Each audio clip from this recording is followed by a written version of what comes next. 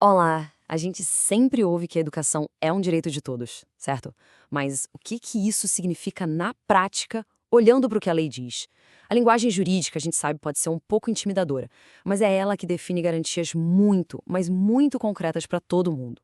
Nessa nossa análise, a ideia é justamente essa. Vamos decodificar o texto da lei, sabe? Transformar aqueles artigos e parágrafos em ferramentas que a gente possa entender e usar. Então, a pergunta que vai guiar a nossa conversa é essa: o que a lei de fato determina sobre o direito à educação?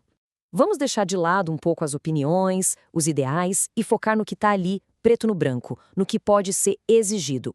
Vamos descobrir juntos quais são essas obrigações e os mecanismos que existem para fazer valer esse direito. O nosso roteiro é bem direto. Primeiro, vamos entender o que é o direito à educação. Depois, quais são os deveres do governo. Aí vamos ver como a educação pode chegar em qualquer lugar, como dá para exigir esse direito e, por último, o que a nova era da transparência muda nesse cenário todo. Vamos lá, começando pela base de tudo. Seção 1. O direito à educação.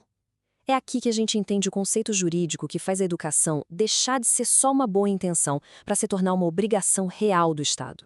A peça-chave aqui é um termo que soa complicado, mas é fundamental: direito público subjetivo. E o que isso quer dizer? Quer dizer que a educação não é um favor, é uma obrigação que qualquer pessoa pode ir na justiça e cobrar do governo. Pensa assim, é como se fosse uma dívida que o Estado tem com cada cidadão. E dívida, a gente sabe, tem que ser paga. Ok, então se o cidadão tem o direito de exigir, o que exatamente o governo é obrigado a fazer? É isso que a seção 2 nos mostra, o verdadeiro plano de ação que a lei impõe. E a lei aqui não deixa margem para interpretação, não. Ela cria um processo bem claro, com 5 passos. Primeiro, o governo tem que, todo ano, contar e saber quem são e onde estão as crianças em idade escolar. Segundo, tem que fazer uma chamada pública, um convite oficial para a matrícula. Terceiro, tem que acompanhar, junto com os pais, se a criança está indo para a escola. E, mais recentemente, 2 obrigações super importantes: tornar públicas as listas de espera por vagas e dar acesso aos resultados das avaliações das escolas. É um ciclo completo de responsabilidade, do começo ao fim. E o ponto mais importante é este: nada disso é opcional.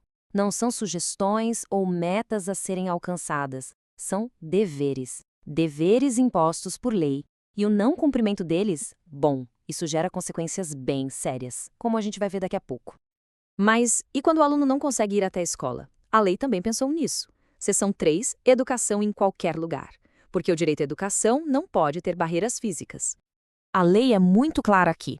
Ela diz que a educação tem que ir atrás do aluno. Se um estudante precisa de um tratamento de saúde mais longo, seja no hospital ou em casa, ele tem o direito garantido de continuar estudando. A aprendizagem não pode parar por causa de uma doença. Simples assim. Certo, tudo isso é muito bonito no papel, mas e na prática? Como fazer isso valer? A seção 4 é sobre isso. Ela apresenta o que a gente pode chamar de kit de ferramentas do cidadão, mostrando como a lei dá o poder para a gente agir. Então, quem pode ir lá e acionar a justiça? Essa parte é bem interessante. A lei abre muito leque. Não é só para advogados ou autoridades, não. Qualquer cidadão. Grupos de cidadãos, a associação de bairro, o sindicato, uma entidade de classe e, claro, o Ministério Público. Todos eles têm o poder de processar o poder público para exigir que a lei seja cumprida. É a democratização do acesso à justiça na prática. E a lei não para por aí, ela vai um passo além e estabelece uma consequência bem pesada para a autoridade que falha nesse dever. E essa consequência tem nome e sobrenome. Crime de responsabilidade. Pois é. Se ficar provado que uma autoridade foi negligente, que não fez o que deveria para garantir o ensino obrigatório, essa pessoa pode ser responsabilizada pessoalmente por isso. Isso eleva a cobrança a um outro patamar, deixando claro que a omissão não vai ser tolerada. E finalmente chegamos à nossa última seção. Ela mostra como a lei está sempre evoluindo para dar ainda mais poder à sociedade por meio da informação. É a seção 5, a nova era da transparência. A lei não é uma coisa estática, ela está sempre se atualizando, e as mudanças recentes mostram isso. Olha só, em 2018 veio a garantia para alunos hospitalizados. Em 2023, a obrigação de publicar as filas de espera. E agora, em 2024, um salto gigantesco: acesso público aos resultados das avaliações e aos dados do censo escolar. Ano a ano, a capacidade da sociedade de fiscalizar só aumenta.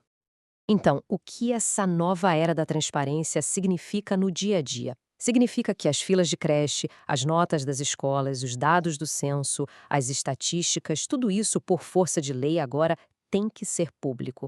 A informação que antes ficava guardada nas gavetas do governo agora se torna uma ferramenta nas mãos da população para poder cobrar e lutar por melhorias.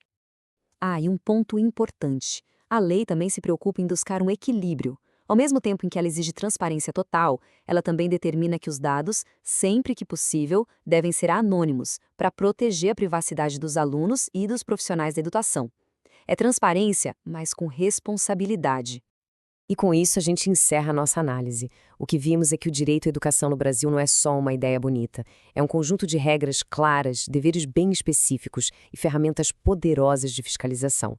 A lei existe, ela é forte, é detalhada. A grande questão que fica no ar é, agora que a gente conhece a lei, como vamos usá-la para construir a educação que o país merece?